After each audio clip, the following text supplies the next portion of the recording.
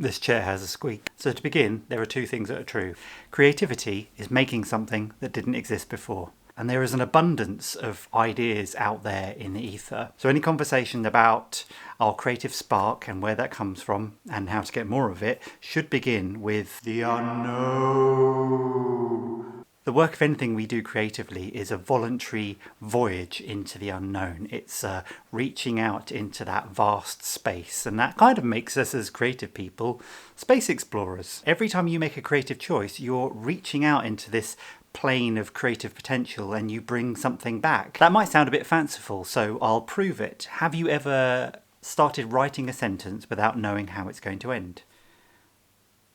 Then you know. You took a leap of faith into the unknown, into that uncertainty, and you found something and you brought it back and you connected it with what you had to make something new. Steve Jobs once said that creativity is just connecting things, connecting ideas to make something bigger, like atoms connecting to form molecules which build bigger things, or neurons in your brain connecting with that electric charge that dances between the two of them, or electricity sparking across two electrodes to connect a circuit. To make creative work is to show up and to face the unknown repeatedly, again and again and again. And that's quite an exciting thing, really. Sometimes when we're fully charged, that's a really gleeful experience to jump into the void and come up with all these wonderful ideas. But then there are other times when it's more anxiety provoking. The idea of going somewhere that you haven't been before. How do I leap when I don't know where I'm going to land? And sometimes that fear can get a hold of us, right? It stops us jumping into the unknown and it stops us making connections. Sometimes we lose the drive to go exploring and we can't make that leap. And we kind of wonder, like, am I even cut out for this at all? Am I even cut out for this? The creative spark. Everybody is creative. It's something that's within us. It's part of our human being. You have that innate capacity and you're so good at it, you've been doing it since you were a kid. You have a creative spark and it's that reaches out into the unknown and connects with new discoveries. What it feels like is going to be particular to you. You're like, you know, when you have that time when you're doing the work and you're really in it and it's enjoyable and you're just coming up with this stuff that delights you and you even forget for a moment that anyone else might see it and you don't even care. Some people call it flow or inspiration or a visit from the muse. That state when you feel most energized, that's your creative spark at play. Think about a time when you were in that state. How did it feel for you? How did it feel in your body, in your heart, in your mind? What did you notice about how you were behaving or the quality of the work you were doing? Like for me, when I think about the times when my creative spark is really charged, I feel full of ideas, my brain's racing. It's like I can't get at the ideas quickly enough. I'm lighter in my body. I feel kind of poised and kind of a bit bouncy sometimes. I feel kind of giddy and gleeful and really playful. Playfulness is a really big part of it. For me, I call that state being fizzy. Now bring to mind a time when you were in the opposite of that state. You know, how did you feel in your mind, in your heart, and your body then? What do you notice then about how you're behaving or the quality of the work? For me, when I'm in that space, I feel sluggish.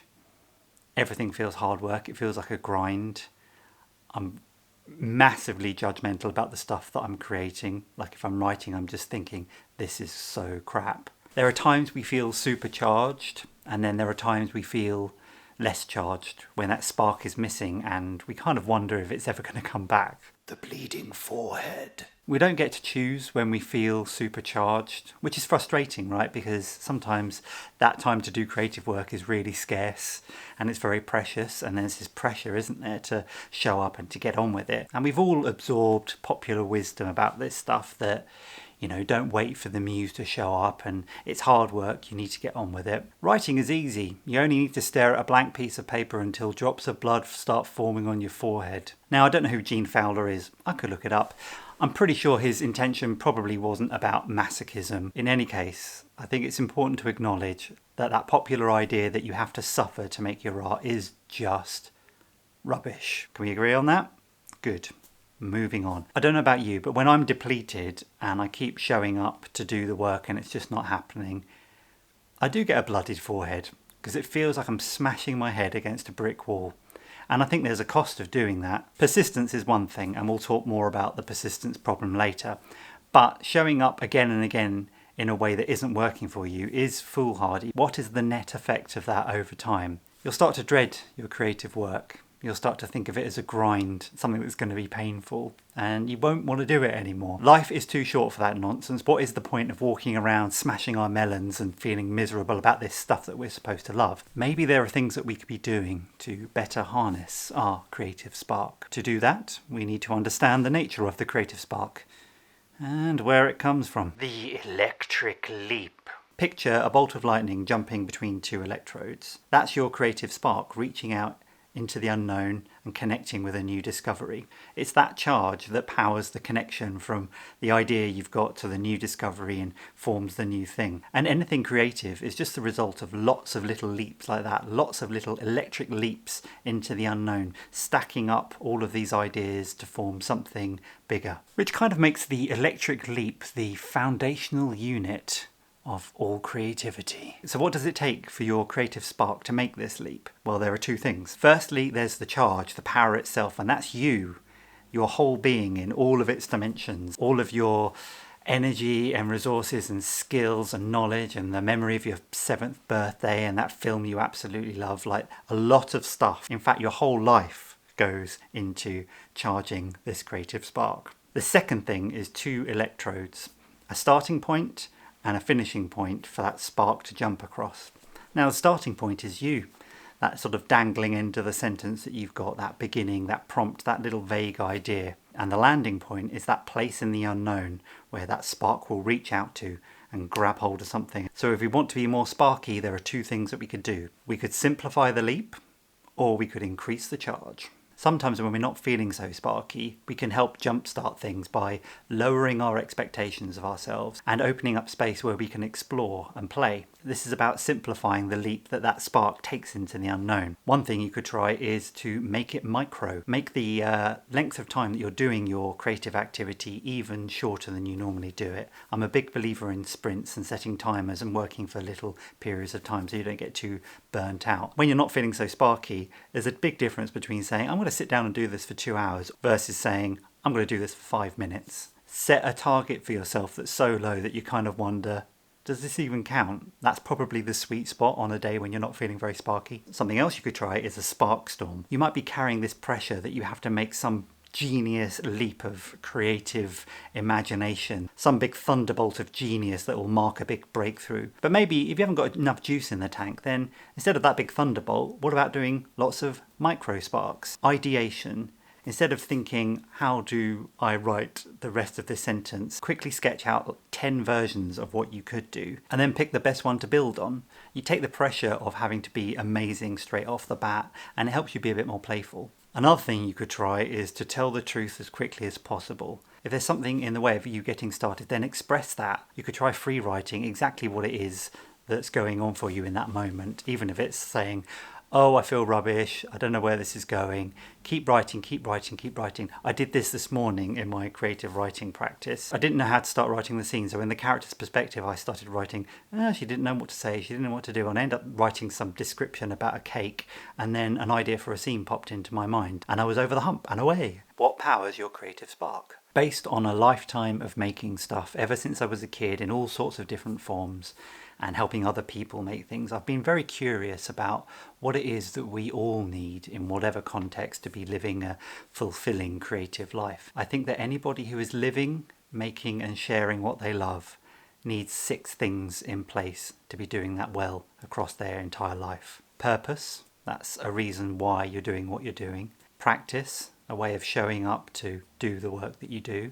People, meaningful connections and relationships with others. Growth, you have to have somewhere in your life where you're embracing the new and following that curiosity you have. Wholeness, a sense of completeness and harmony in your life. Expression, a way of manifesting your thoughts and feelings. If all this stuff is in place, then I think what you notice is that the work you make feels meaningful. You feel like you belong. You feel like you have an authentic way to express yourself and be seen.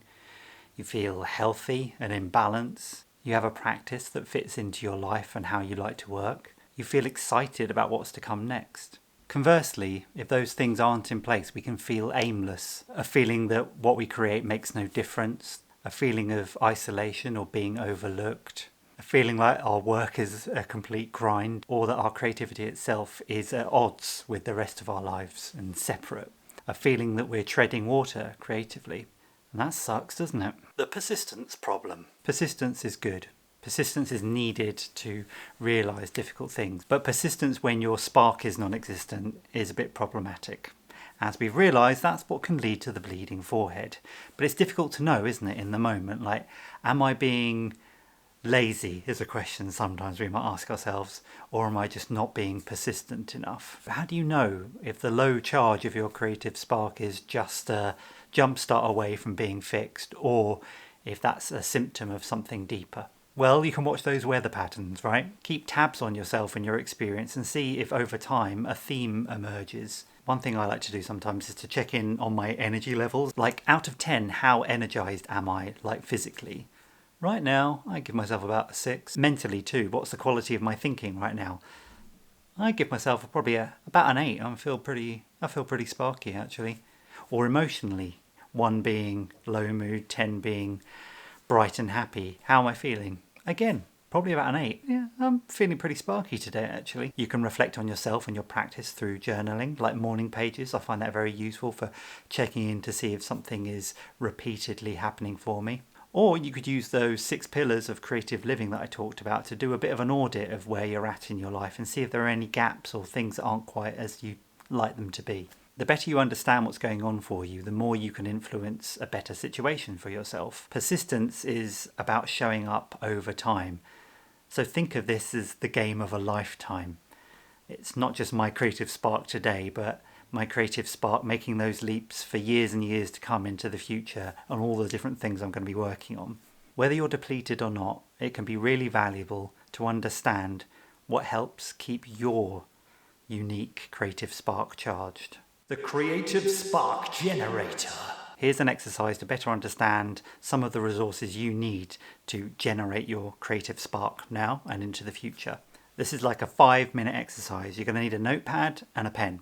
You're going to take yourself somewhere quiet, sit down, and you're going to make 6 lists. List 5 things that you found inexhaustibly fascinating. This is about your curiosity and what you're interested in. Now list 5 things that you need to give yourself in order to feel well. This is about wholeness and your health and sense of well-being. List 5 people who you admire or are inspired by and why that is. This is about people and the qualities that you value in yourself and in others. Now list 5 places that you would love to do your creative work. This is about practice and where it is that you feel most energized. Now list 5 things that you know to be true about why creativity matters. This is about your beliefs and what drives you to create what you create. Finally, list 5 things that you hope that your creative work will make other people think and feel. This is about your expression and the impact that you want your work to have in the world. At the end of that 5 minutes, you should have a list of 30 things which are important to help keep you fully charged creatively, supporting your purpose and your practice, your growth, your wholeness, your expression, and the people in the relationships around you. Now go back through the 6 lists and select 1 from each. What you have there are 6 unique to you and practical resources that you can draw on to power your creative spark. Whatever those things are that are unique to you, you can commit now to paying attention to those. And it could be really simple, like, I'm going to read a book about that subject that I really love, or that person really makes me feel creatively inspired. I'm going to ask them if they want to go for a cup of coffee, or I'm going to take my creative practice somewhere else and write on the top of a hill or something like that. Doing these little things regularly and keeping ourselves charged up will make the difference that when we show up for our creative work, we feel sparky.